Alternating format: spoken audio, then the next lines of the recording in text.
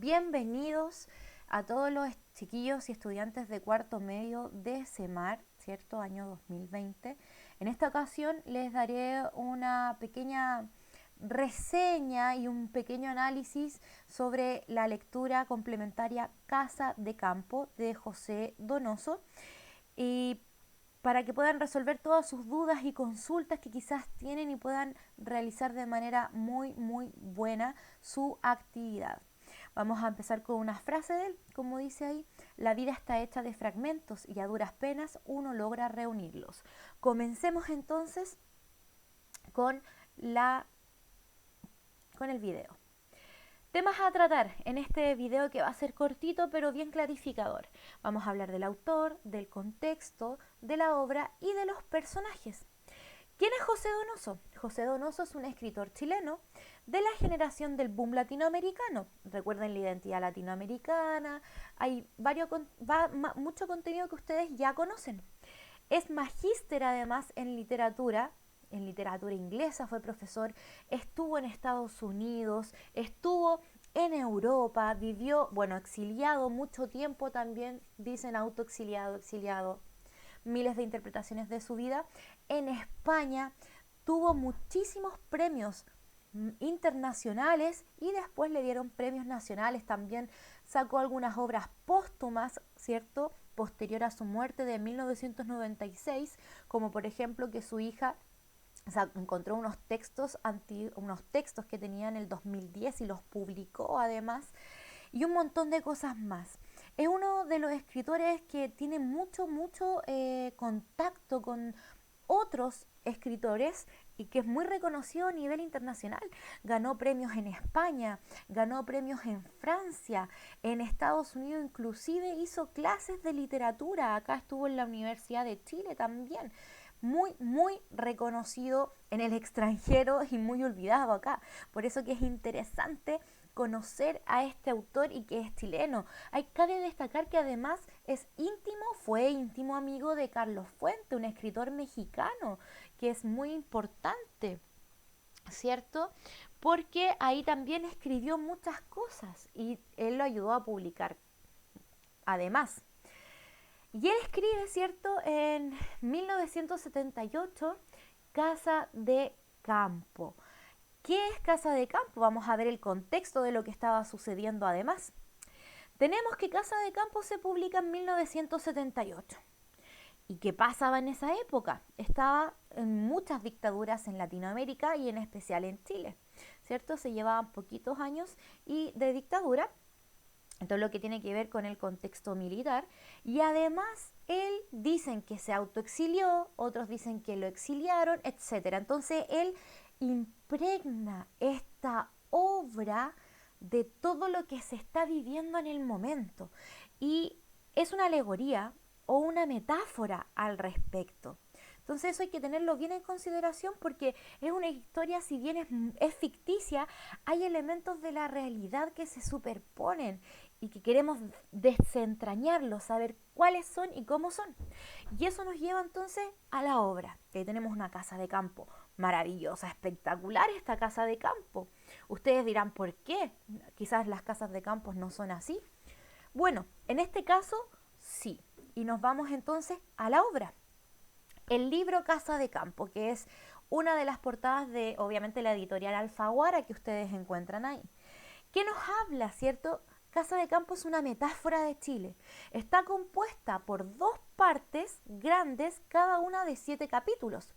La primera parte se nombra la partida y la segunda el regreso de los personajes que se encuentran entre medio y que van dando vida a toda esta historia. El contexto se sitúa en Marulanda. Marulanda es ficcional, pero representa a Chile y además representa a toda Latinoamérica. Por eso que se centra en un campo donde no hay contacto con la civilización ni con la sociedad, con las sociedades avanzadas, entre comillas, sino que es campo, que todavía en esas épocas, además recuerden, ¿cierto?, está en vías, se supone, de desarrollo. ¿Y qué pasa? Tenemos estos personajes principales, que es un grupo familiar gigante, un gran grupo familiar gigante, que se va a vacacionar y vacaciona durante 3 meses. Imagínense, 3 meses en esta casa de campo. Se lleva toda su servidumbre, se lleva a sus nietos, se lleva a sus hijos, a sus sobrinos, a sus cónyuges, a todos. Y por eso necesitamos conocer más de aquello. Casa de campo entonces representa a Chile, ¿cierto? ¿Por qué? Porque Chile tiene gran extensión y parte de campo. Aquí también viene una alegoría, si ustedes lo pueden ver, con el tema como de los guasos, etcétera. Ahí ustedes también pueden ir haciendo la conexión. Los personajes. Bueno, ahí está mi propio personaje, ¿cierto? La profeta Ti. Entonces los personajes generales, para que no vayan viendo uno por uno, no, los personajes generales, tenemos la familia de los Ventura, que es el apellido. Los Ventura, ¿cierto? Son esta familia y estos adultos que dejaron ingresar inclusive a un personaje ajeno a los Ventura y que vamos a verlo en los personajes destacados, pero que se logra casar con una de ellas y logra entrar a este mundo que era tan cerrado. Luego tenemos a los niños, que son los hijos de los Ventura, que entre ellos son primos, etc.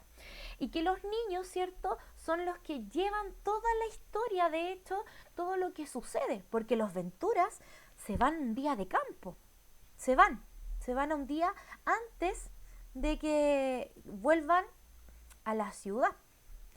Y después también tenemos los nativos, que los nativos se encuentran cerca, pero no se acercan, no están tan relacionados ni con los niños ni con los Venturas, sí con otros personajes que vamos a ver.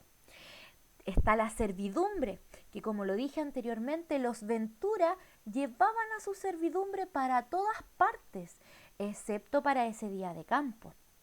Y tenemos a los extranjeros, estos extranjeros los cuales los Venturas tenían, ¿cierto?, sus negocios económicos, conversaban de política, etc. Dentro de los personajes destacados tenemos varios niños y solamente tenemos a uno en este caso que vendría a ser el adulto. Mauro, y que representa todo el odio hacia los extranjeros, es xenofóbico Mauro, ¿cierto? Hijo de los Venturas. Juvenal y Melania representan en este caso a la oligarquía. Todos estos personajes, que son la mayoría niños, representan también una parte de la sociedad, que lo vamos a ver más adelante.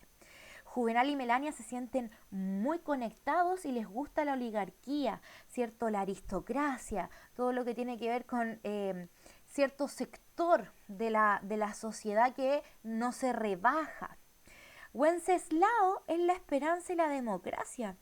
Y además que está un poco loco y es joven y tiene un padre completamente desquiciado que tiene unas ideas que son impensables para los Ventura y que efectivamente no lo dejan participar de este día que es exclusivo para los Ventura y lo dejan encerrado. ¿Y qué pasa después? Como está encerrado porque es peligroso, porque está loco, lo liberan. ¿Quién lo libera? Wenceslao, que es su hijo. Y ahí se relaciona completamente con quien está abajo de personaje, que es Adriano Gomara. Adriano Gomara es el personaje que es un médico muy liberal que logra casarse con una de las Venturas, pero que lo dejan ahí porque dice que tiene ideas demasiado locas, que es una persona que no está bien de la cabeza, porque además como médico atiende gratis a los nativos, a esa gente que no merece, pero ¿cómo? ¿Ya? ¿Qué representa? Adriano Gomara representa a Salvador Allende. Y cuando los Venturas se van y Wenceslao, después de muchas peripecias, muchas cosas, logra soltar, sacar de donde estaba encerrado su padre, Adriano Gomara, ¿cierto? Adriano toma el poder de la casa. Y ahí empieza una lucha, distintas cosas que, bueno, el contexto también se los dice. Y además hay otro niño ahí también, que después desaparece, obviamente, que es Francisco de Asís, y que es Víctor Jara, y se asocia por su comportamiento, el acercamiento a la música, etc. Interesante esto de los personajes, para tener en consideración. ¿Qué nos dice Luis Íñigo Madrigal? ¿Cierto? Que es un sociólogo. Nos dice, los personajes son símbolos dentro de Casa de Campo. Eso lo sabemos, lo estamos viendo. ¿Y qué nos representa? Estos personajes generales, ¿cierto? Como son los adultos, representan la oligarquía. Todo lo que es el poder, todo lo que son, como ustedes quieran llamarlo, los empresarios, los dueños de Chile, etcétera, la clase política dominante, quienes dominan y mandan el país. Luego tenemos a los niños, que los niños son las capas medias. ¿Qué quiere decir? Esta gente que los dejan en esta casa de campo y empiezan a crear sus historias, y tenemos algunos que comparten la idea del poder, de la oligarquía, de este grupo que domina. Hay otros que no, que tienen otras ideas, hay otros que tienen miedo, hay otros que odian a los extranjeros, hay otros que, etcétera. Todo lo que pasa en nuestra sociedad, los distintos tipos, ¿cierto? Que sería como la clase media, media alta, la clase que está ahí, que sabe de política también y que va para un lado y para otro lado, dependiendo la ideología que tenga. Tenemos también el proletariado, que el proletariado, hace referencia a los nativos. Que estos nativos, que son los que trabajan en estas minas de oro, y que el oro se lo ganan todos los venturas, pero para los nativos no hay nada. Eso es el proletariado, ¿cierto? Estos nativos que además los denominan de otra forma, que son los antropófagos, que los vamos a ver más adelante. Están los aparatos represivos del Estado y las Fuerzas Armadas, que son la servidumbre. Por eso que los venturas llevan a su servidumbre para todas partes, que son, ¿cierto?, los aparatos represivos, que son las Fuerzas Armadas, que son las que controlan al proletariado y a las capas medias para que no se descontrolen. Esa es la idea, y que protegen a la oligarquía, todo esto en el contexto del libro. También está un grupo que reemplaza a la oligarquía desde lo monetario, desde lo económico, y después pasa a implementar ideologías políticas, que son los extranjeros. Los extranjeros logran reemplazar a ese grupo dominante. ¿Y qué se nos habla? ¿Cierto? Voy a volver atrás. ¿Y qué se nos habla de todo este mundo, de estos personajes? Se nos dice que en la partida, como lo hablamos en un momento, se van los Ventura y dejan a cargo a las Fuerzas Armadas y los aparatos represivos del Estado con los niños, pensando que estaba todo bien, todo tranquilo, nosotros podemos irnos. Era un día nomás. Sin embargo, en ese día pasaron muchísimas cosas. Wenceslao, con sus ideas liberales, de amor, se hizo también amigo de los nativos, que eran estos antropófagos, y que, pero cómo ingresaron a la casa, además, cambió el orden, la estructura. ¿Y qué sucedió? Todo esto llegó a oídos de los Venturas, de la oligarquía, y estaban muy asustados. Entonces mandaron al mayordomo para que el mayordomo pusiera orden. Y el mayordomo, junto con el cocinero, junto con otros personajes que representan las Fuerzas Armadas, llegaron a la casa de campo a poner orden, a echar, ¿cierto?, de distintas maneras a los nativos, porque no pueden estar ahí, tienen que estar en las minas trabajando. Y además también a castigar a Adriano Gomara por su comportamiento, a castigar a los niños. Fueron muy, muy duros, como los padres golpearon a los niños, algunos los encerraron, les dieron su merecido para que no se portaran mal los niños y que hicieran caso a los papás, que los papás son los Ventura, representados por esta oligarquía. Y volvieron a instaurar el orden que tenía la oligarquía con ayuda de los extranjeros, porque los extranjeros ahora también estaban tomando el poder porque les gustó esta casa de campo. ¿Ya? Eso es la historia combinada con la metáfora. Entonces, ¿quiénes son los antropófagos? Si bien en el libro ya les dije que los antropófagos son los nativos, según la definición de la RAE, son quienes comen carne humana. Y si nos vamos a un contexto de los años 70, ¿a quienes les decían los come guagua? En el libro se les denomina los nativos, que es una metáfora para los comunistas o para el pueblo, ya que ese es el concepto bonito que se le dice a los antropófagos. Espero que en parte les haya quedado muy claro todo esto. El libro es muy, muy bueno. Tienen que leerlo, tienen que sacarle mucho provecho y traten de compararlo con la situación que está pasando también.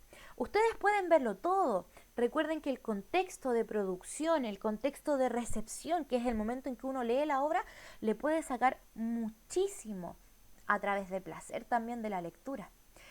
Bueno, y aquí entonces yo los dejo. Esta es mi misión cumplida con ustedes.